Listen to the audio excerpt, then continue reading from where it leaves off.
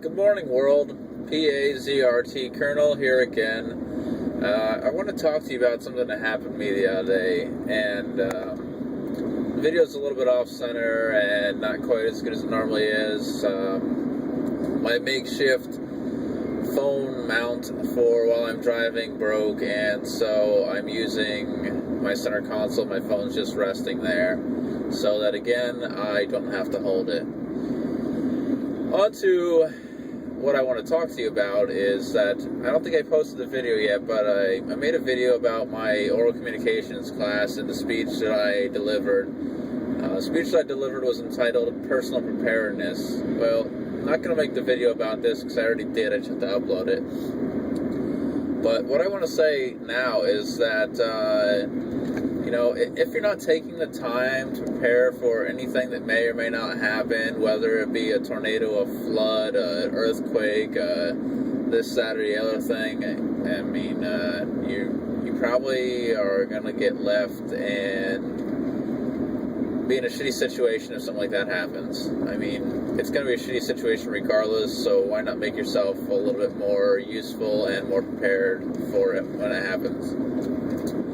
And I say this because I went to visit my grandmother the other day, and my grandmother had I don't want to say privilege, because it sure as hell wasn't a privilege, had the opportunity or the misfortune of living through the Great Depression. And she told me the other day, she asked me how school was, first off, and I told her it was alright, and that me going through this oral communication class was, I guess, kind of not necessary in my mind. Not that I can't get better or that there's not anything I can learn, because you can always learn, and I don't mean it as that. I mean it as this class seems to be basically building on people's abilities and teaching them how to speak in front of other people, which I really don't have a problem doing. I've been speaking in front of people for the last 10 or 15 years.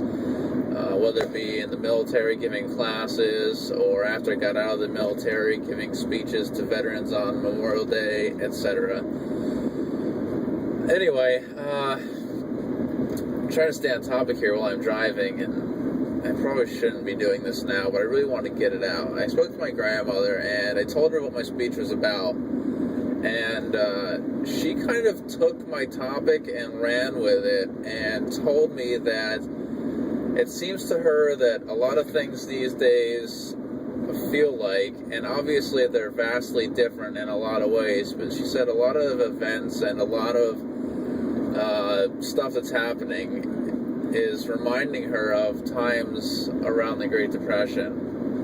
And she lives on a farm in the middle of nowhere, pretty much, and she's always been very positive and somebody who, kind of believed that those times were behind her and she would never see them again, and she lived her life, and she lived a good life. Well, she's still living a good life, and hopefully she continues to live a good life for a long time, and we all continue to live a good life for a long time. But she, the fact that she brought this up and said this without me doing more than telling her the topic of my speech kind of concerned me a little bit, because this wasn't at all what I know my grandmother to be. It was kind of like the dark side of the moon, I guess, might be a way to put it. It was not at all typical behavior, mindset, or anything. She's the fact that she was concerned about things that she sees and hears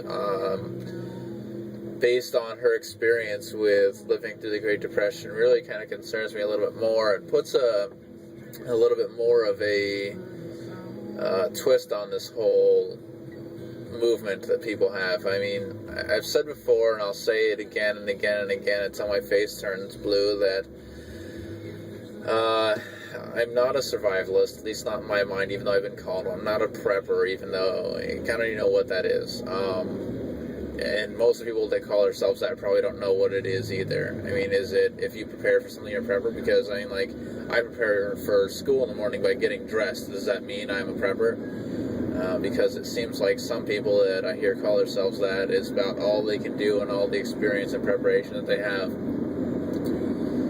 it's more of a lifestyle. It's a lifestyle that was thrust upon the people of this country back around the time of the Great Depression. You know, a lot of them hadn't prepared before, hadn't done anything like they had done for the years following the Great Depression before it happened. They didn't have a ton of food canned up in their cellar like my grandmother has done her entire life. I think I saw a video somewhere, or even read an article about that generation being accidental preppers, and for them it wasn't about prepping. I guess it was kind of, because they had the Cold War also and all that other stuff, but it was a lifestyle, and it was a smart lifestyle, and it was a way to save a lot of money as well, mostly on the food side with gardens, etc., at least for the farmers where she was. So I just wanted to stress to people that, you know, if you have grandparents who lived through Depression, or if you know people who have or live near old people, that's a very, very good resource that a lot of people overlook. They've lived through a lot of rough times, and they've figured out a lot of things in their lives. So I strongly encourage you to utilize the older generations as a knowledge base, because, you know, all the things that, you know, you want to learn, they've already learned, and they've figured out all the shortcuts and all the ins and outs and ups and downs and ways to do versus ways not to do. I mean, like, I just found out a fantastic way to fillet a fish. Turns out I've been doing it so damn difficult over the years, and it was a guy who's probably, well, he's an older fella who, I don't know how old he is. He's pretty old, I guess, and he was like, well, you know, I was taught this when I was back in the day. Well, my grandfather taught me back in the day also. So, you know, I'm guessing we were originally taught the same ways, but, you know, through trial and error and years and years and years of doing different things, he found, like, a perfect way to fillet a fish, and I really need to go fishing this year to try it out,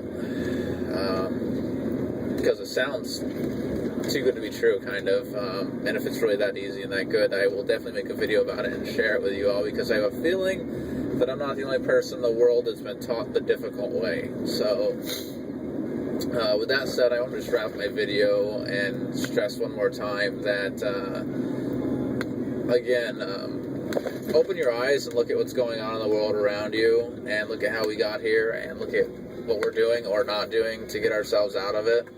And also, if you have elderly people living near you, use them as a knowledge base. Ask them questions. I mean, you don't have to be invasive. Chances are, if you touch on something with a lot of those older people, like I mentioned in my speech, my grandmother, who I thought wouldn't be interested at all, and she went on a rant about it. I mean, they've been there, they've done that, and they're almost every one of them is probably more than willing to have someone to mentor, to teach the things that they learned the hard way, and to just be able to leave some wisdom with the younger generation. So if you have the ability, again, talk to them. You know, see if they want to, if you go hunting, you know, find somebody that's been going hunting for 60 years. You know, chances are they'll know something, or even if it's just a good spot, you know, a good spot for the future might be a good thing to know. So you might want to reach out and get them. I'll talk to you later, world.